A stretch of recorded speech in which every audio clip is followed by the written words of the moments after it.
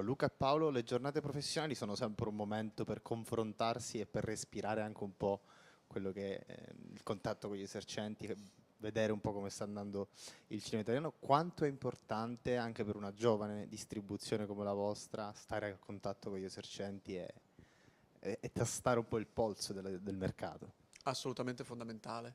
Innanzitutto perché noi eravamo già stati qui a Cinè da produttori a osservare, diciamo, le tendenze e i listini delle distribuzioni quando non avevamo ancora aperto il reparto di distribuzione.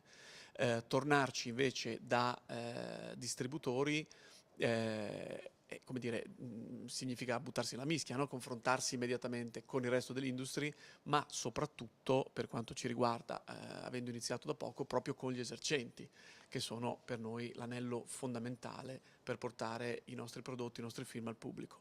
E questo significa tutto, cioè sia confrontarsi sul nostro listino e quindi sui prodotti che noi proponiamo, trarre diciamo, dalla loro esperienza informazioni molto utili sulle diversità del territorio, sui riscontri di pubblico, sulle ultime tendenze dei competitor negli ultimi mesi.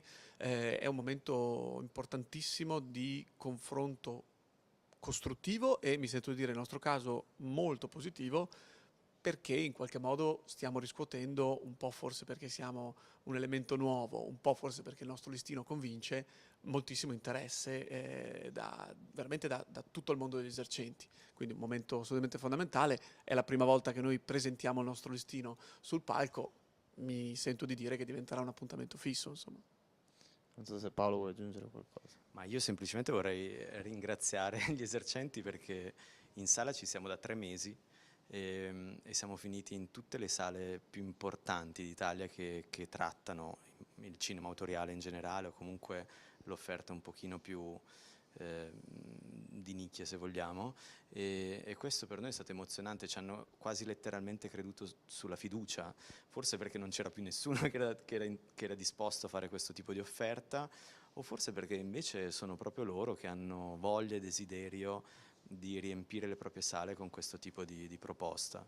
Quindi per me è stato un riscontro veramente, veramente interessante, che non fa altro che stimolare la nostra ricerca di opere assolutamente in linea con quelle che abbiamo proposto finora e oggi. La vostra attività si muove su questi due binari paralleli tra America e Italia, quindi c'è un continuo, anche inevitabile, mi viene da dire, confronto un po' tra esercenti internazionali e poi mercato nazionale. Quali sono ancora, se ci sono, le differenze sostanziali? E immagino ci siano. Sì, molte. La premessa è che noi attualmente siamo distributori in Italia e facciamo sales chiaramente all'estero e in tutti gli altri territori. Il progetto a brevissimo termine è ovviamente iniziare a distribuire nel territorio che per noi è casa, cioè gli Stati Uniti. Noi siamo nati lì, sebbene come produttori.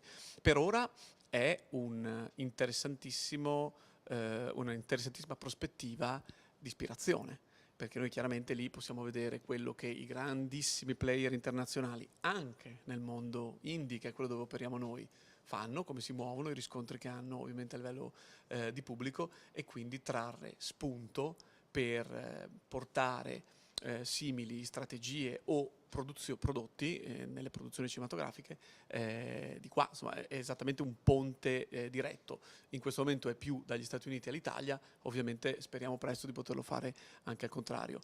Negli Stati Uniti è tutto enorme e diventa tutto enorme molto presto, quindi diciamo sarebbe presuntuoso in questo momento pensare di confrontarsi appena nati già con quel mercato. Certamente è qualcosa che vogliamo fare prima possibile. Paolo, ti vedevo scuotere la testa No, quando no, evidenziavo. è così, è così. La tendenza che stiamo ereditando è quella del ritorno in sala. Il ritorno in sala e il collegamento del ritorno in sala con eventi collegati all'evento stesso, film. E questa cosa